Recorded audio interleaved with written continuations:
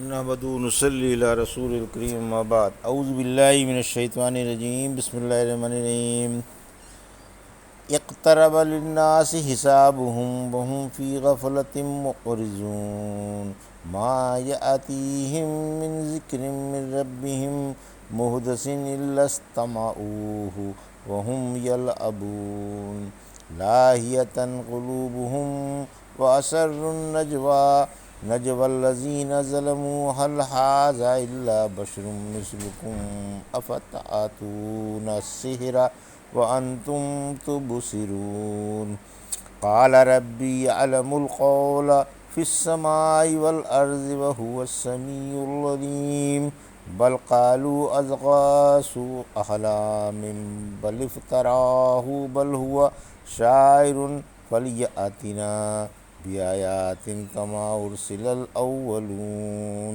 ما آمنت قبلهم من قریۃ اہلکناها افہم یؤمنون۔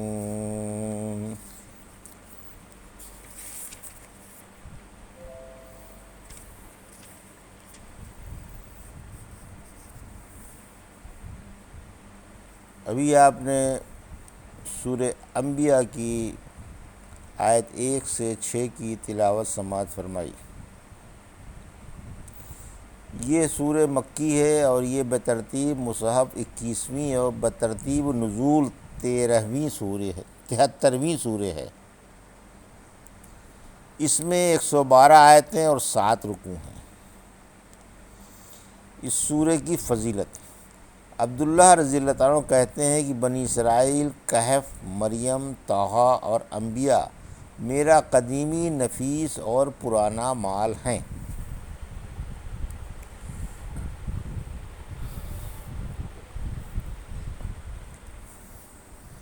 بسم اللہ الرحمن الرحیم۔ اقترب للناس حسابهم وهم فی غفلۃ معرضون، آیت 1۔ ما یأتیہم من ذکر من ربهم محدث الا استمعوه وهم یلعبون، آیت 2۔ لاہیۃ قلوبهم واسروا نجوى الذین ظلموا هل هذا الا بشر مثلکم افتأتون السحر وانتم تبصرون، آیت 3۔ قال ربی یعلم القول فی السماء والارض وهو السمیع العلیم، آیت 4۔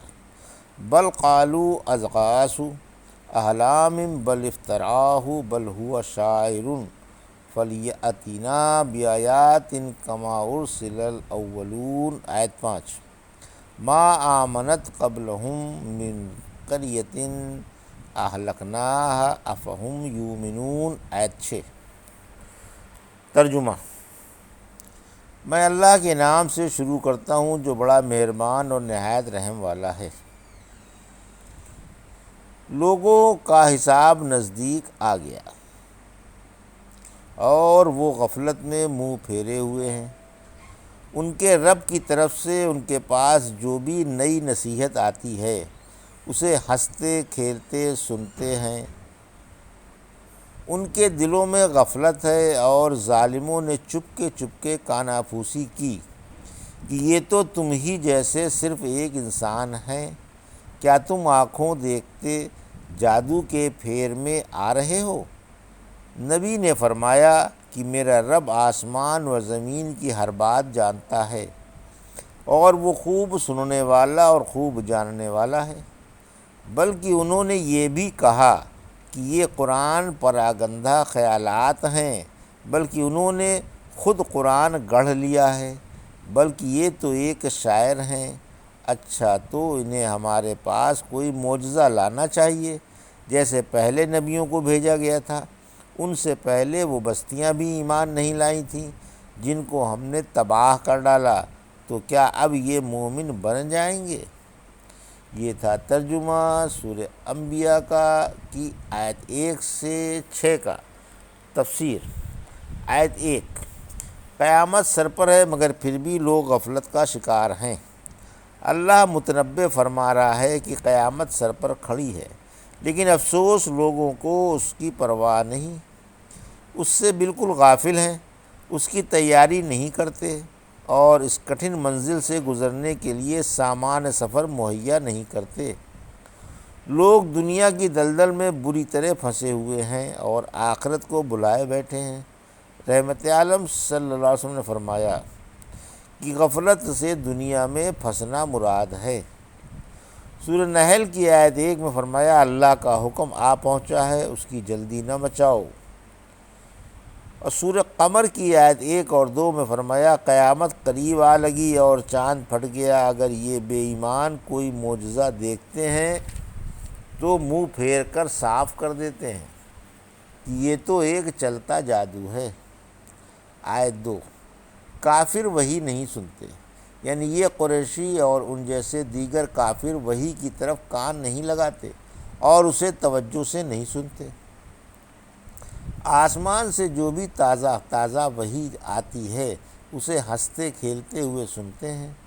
ابن عباس رضی اللہ عنہ فرماتے ہیں تمہیں کیا ہو گیا، کیوں اہل کتاب سے پوچھتے ہو اور کیوں ان کی کتابوں کی طرف جاتے ہو؟ انہوں نے تو کتابوں میں رد و بدل کر دیا ہے اور گھٹا بڑھا دیا ہے، اور تمہاری کتاب تازہ، جدید، خالص اور نتھری ہوئی ہے جسے تم پڑھتے ہو۔ آیت 3 کافر رسالت کے منکر ہیں، یعنی کافر چپکے چپکے خسر پسر کر رہے ہیں کہ یہ محمد صلی اللہ علیہ وسلم جو نبوت کا دعویٰ کر رہے ہیں تم جیسے ایک انسان ہیں، پھر بھلا انہیں آسمانی وحی کے لیے کس طرح چن لیا گیا؟ یہ بات ہماری سمجھ میں نہیں آتی، اس لیے تم آنکھوں دیکھتے ان کے جادو کے چکر میں کیوں آتے ہو اور کیوں ایک جادوگر کی پیروی کرتے ہو؟ آیت 4 کافروں کے شبے کا جواب۔ اس دروغ گوئی کا اللہ نے یہ جواب دیا کہ جو آسمان و زمین کی ہر ایک بات جانتا ہے اور اس سے کوئی چیز بھی چھپی ہوئی نہیں ہے، اسی نے یہ قرآن اتارا ہے جس میں اگلوں اور پچھلوں کی خبریں ہیں اور جو انسانی طاقت سے باہر ہے، لہٰذا اس قرآن کو وہی پیش کر سکتا ہے جو اللہ کا نبی ہو اور اللہ نے وحی کے ذریعے اس پر اتارا ہو۔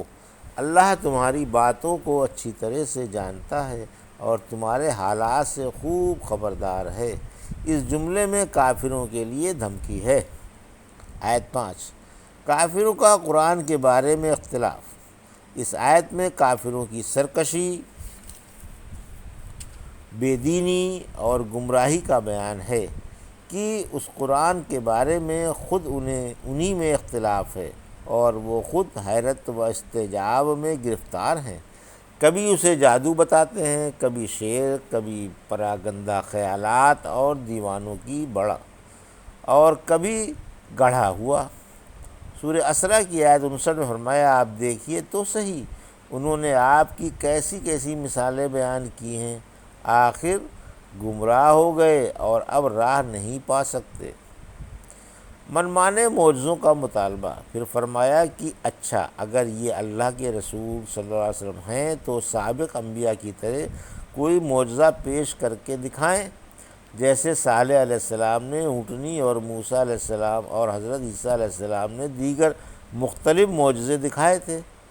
اللہ نے فرمایا سورہ الاسراء کی آیت 59 ہمیں تو معجزے بھیجنے سے محض اس بات نے روکا کہ انہیں پہلے لوگوں نے جھٹلا دیا تھا، اسی وجہ سے یہاں فرمایا ہم نے جس شہر کے باشندوں کو اپنے رسول کے واسطے سے کوئی معجزہ دیا وہ اس پر ایمان نہیں لائے بلکہ جھٹلانے لگے، تو آخر کار ہم نے انہیں اس حرکت کی وجہ سے ہلاک کر دیا۔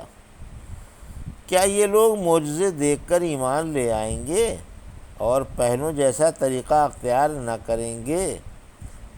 ضرور کریں گے، ان میں اور ان میں سر منہ بھی فرق نہ ہوگا۔ سورہ یونس کی آیت 96-97 میں فرمایا یقین مانو جن لوگوں پر آپ کے رب کا کلمہ واجب ہو چکا ہے وہ ایمان لانے والے نہیں جب تک کہ عذاب الہی کو آنکھوں سے دیکھ نہ لیں، اگرچہ ان کے پاس دنیا بھر کے معجزے آ جائیں۔ رحمت عالم صلی اللہ علیہ وسلم نے تو بہت معجزے دکھائے، حالانکہ یہ بدبخت رحمت عالم صلی اللہ علیہ وسلم کے متعدد بڑے بڑے معجزے مشاہدہ کر چکے ہیں جو دیگر نبیوں کے معجزوں سے کہیں زیادہ روشن اور عجیب و غریب ہیں۔ یہ تھا سورہ الانبیاء کی آیت 1 سے 6 کا ترجمہ اور تفسیر جو ابھی آپ نے سماعت فرمائی۔ بارک اللہ لی و لکم فی القرآن الحکیم ونفعنا وإیاکم بآیات الذکر الحکیم۔